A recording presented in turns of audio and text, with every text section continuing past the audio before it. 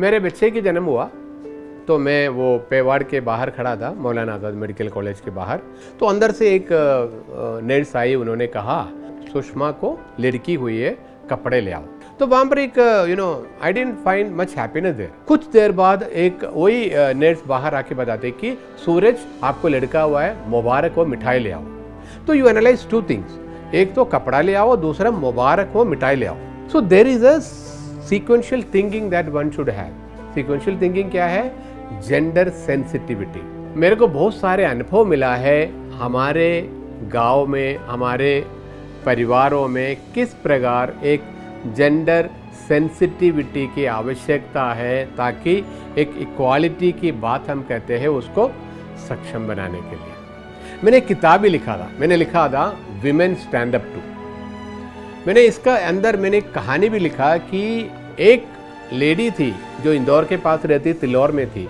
शादी हुई बहुत दूर, 100 किलोमीटर के दूरी पे। पहला लड़की जो उनको हुई शादी के बाद, उसके बाद वहाँ पर एक फटवा निकला। फटवा क्या होता है? बोला कि नो मोर डॉटर्स, इस परिवार में दोबारा कोई लड़की जन्म नहीं लेगी। तो she was in a very depressed mood.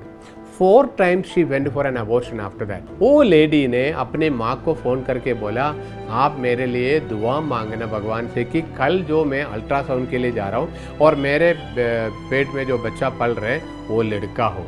वो लड़की शाम को सुसाइड कर लेती है। वहाँ पर लड़की पैदा हुई, ये एक दोष था। हमारा जेंडर डिस्क्रिमिनेशन वहीं शुरू हो जाती है। लड़की नहीं पैदा करना चाह रहे, नोबडी वांट्स ए लड़की because many reason. She will go to another house.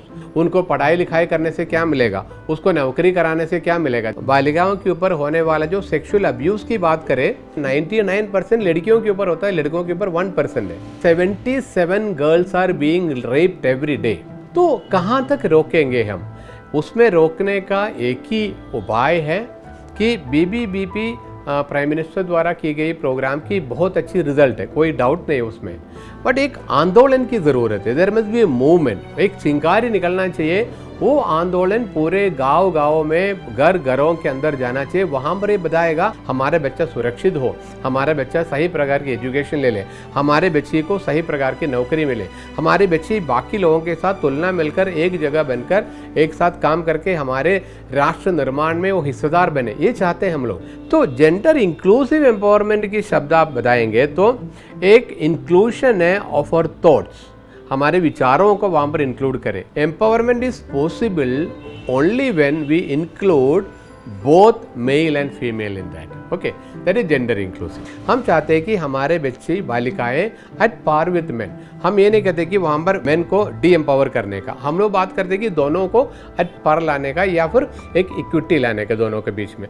ये तो हमारे article number 14 of the constitution also speak. वो हमारे प्रेम्बल के सबसे पहला शब्द है, we the people of India. हम कहते हैं, वहाँ पर आई नहीं कहते, वी मतलब that continues with both boy and a girl. 1 Corinthian 11 अध्याय 12 में कहता है, you know man is born from the woman and the woman is born from the man, but all are from God. There is always a woman behind your success, you say. तो उसको अगर देखा जाए तो gender को ख़त्म करके वहाँ पर एक इक्वालिटी को लेके एक एम्पावर्ड सोसाइटी को लाने की प्रयास करेंगे। वहाँ पर जेंडर शब्द नहीं आता, जेंडर इक्वालिटी आता है, जेंडर इक्विटी आता है और जेंडर बैलेंस सोसाइटी आता है। ज़रूरी है परिवारों में, समाज में और आपके अड़ोस पड़ोस के जितने भी संगठनों में इसकी ज़रूरत है। आज जो हमारे आदरणीय प्राइम मिनिस्टर ने जो सोचा था 2015 में, जो BBBP को लेके, बेटी बचाओ बेटी पढ़ाओ को लेके जो किया था, अगर वो सपना साक्षात्कार होना हो, ये एक अच्छी मूवमेंट को बढ़ाने में आप और हम साथ मिलकर काम करें।